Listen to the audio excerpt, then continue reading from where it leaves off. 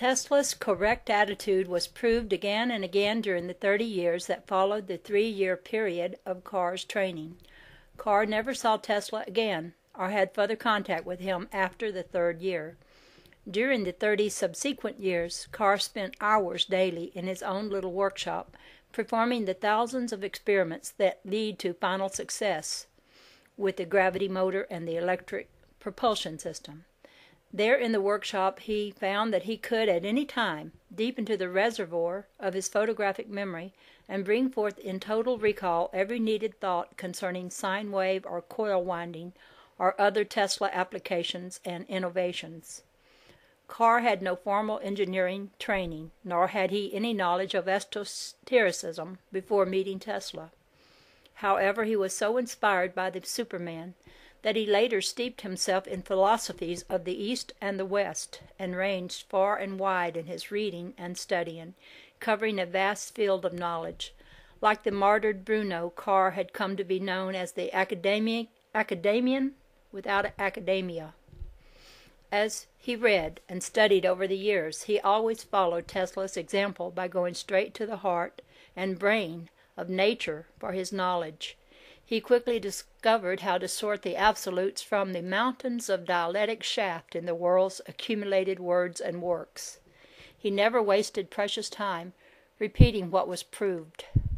As a result of his great perceptive guidance, it is estimated that Carr has advanced scientific achievement at least a century by concrete application of his free energy discoveries. Like Tesla, he harbors no secrets about his inventions. He is more than happy to discuss them with anyone who will listen. Also, like Tesla, he has been unable thus far to sell them or even give them away. But this situation will change rapidly for both Carr and Tesla, probably in a matter of weeks now, as St. Germain's new Aquarian program gets into full swing. Carr, philosophically at least, is already allied with Ascended Master St. Germain, inasmuch as St. Germain had his last embodiment as Francis Bacon, at which time he wrote plays and sonnets under the pseudonym of William Shakespeare. Otis Carr has rooted his entire development in a total acceptance of Shakespeare's poetic dictum. There is a divinity that shapes our ends, rough-hewn them how we will. Carr is a man who is characterized by an attitude of constant gratefulness. He is not only grateful to God and to Tesla, but his gratitude extends back to Archimedes and forward to Einstein, for he feels that the application of certain scientific principles down through the ages by countless discoverers and scientists all contributed to his own inventions. This attitude is especially apparent in Carr's speech and writings. He stubbornly sticks to the plural form, we, in his narration of accomplishments. When questioned about this, he spoke of the total principles proved by the great men of history, and how each proof had entered into his final concept of the gravity motor and electrical accumulator. He acknowledges Archimedes' lever, Copernicus' constants, Galileo's acceleration, Newton's motions, Faraday's coil, Bacon's prerogatives, Edison's thermodynamics, Einstein's relativity, Franklin's static, Galvani's electrostasis, and Tesla's understanding of outer space, and the works of craftsmen like Fulton, Ford, and the Wright brothers, whose follies, foibles, and infernal machines would never, it was said, perform the fantasies that are now commonplace. Like Tesla, Carr desires that his inventions serve all humanity, not a privileged few.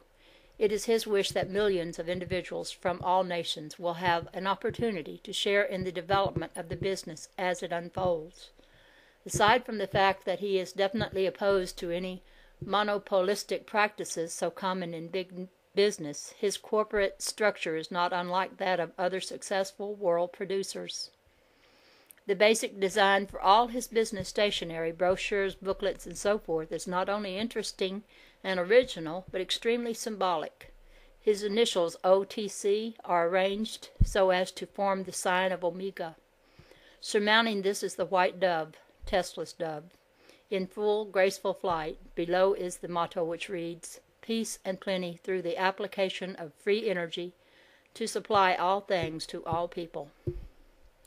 Carr has already met the same resistance from the forces of darkness that plagued Tesla, and, as usual, it comes through money channels and threats of economic boycott, this time in relation to newspaper advertising.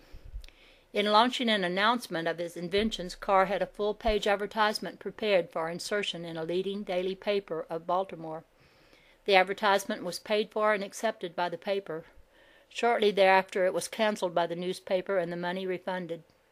The newspaper had to cancel the advertising at the request of one of their big money spenders who had metered power, not free energy, for sale to the public. Therefore, the people of Baltimore and vicinity were not even privileged to know that one of their own citizens had invented free energy devices capable of powering everything from a hearing aid to a spaceship. While the government still denied the existence of flying saucers and daily newspapers refused to give outstanding news to their readers in the form of a paid advertisement, the uninformed public remains uninformed. They do not even know that the problem of spaceflight has been solved on this planet by an American citizen. They are not even told that it is now possible to power everything with free energy drawn from the atmosphere, that we no longer be enslaved by petroleum, coal, and old forms of fuel.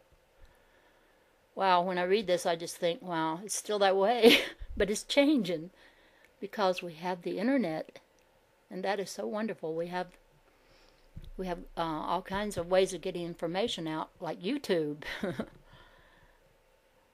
I would that this had happened sooner, though, but I guess it's all perfectly timed.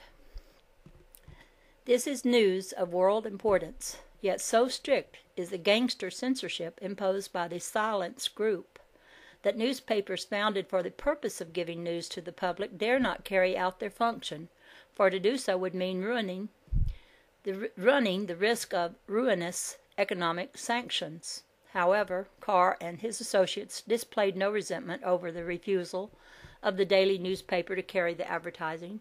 Instead, they placed page ads in small suburban weeklies which were overjoyed to have the sudden business windfall. The result was not only amazing, but proved conclusively that the public wanted to be informed about Carr's inventions. From far and wide, letters of inquiry began to pour in. Hundreds of extra copies of the newspapers were requested to be sent to relatives and friends in distant states and countries. Requests for the literature on the Carr machines reached huge proportions and continued to soar day after day. Scores of people sent in small amounts of money, from $1 to $5, as a down payment on stock that was not even offered for sale. Visitors began to arrive with requests for information on everything from vast power plants to spaceships. Meanwhile, Carr had offered to build and deliver spaceships to governments wishing to send expeditions to the moon or elsewhere. But these offers were declined in favor of much more expensive rocket and missile programs. This is a most interesting and intriguing development. The space people have stated that they will not permit military or tourist landings on the moon. The hierarchy has announced that no individual in an unascended body can make a trip into outer space. If governments do not believe in the existence of flying saucers from outer space, then they cannot accept the fact that the space people have a station on the moon. Why, then, do they hesitate to use a Carr spaceship to go to the moon and find out for themselves what is up there? Of course, now we've been to the moon, and there are people who say, did we really go there?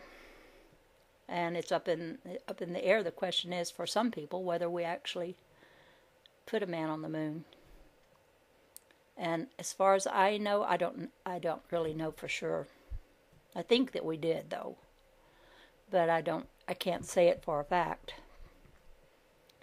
It seems obvious that they do not know that there is a space station on the moon. Undoubtedly, the space people have told them that they will not be permitted to land, and they know the space people mean business. In the meantime, they can keep on playing with their rocket toys in order to fool the taxpayer and give the impression that he is getting something big and grand for his money.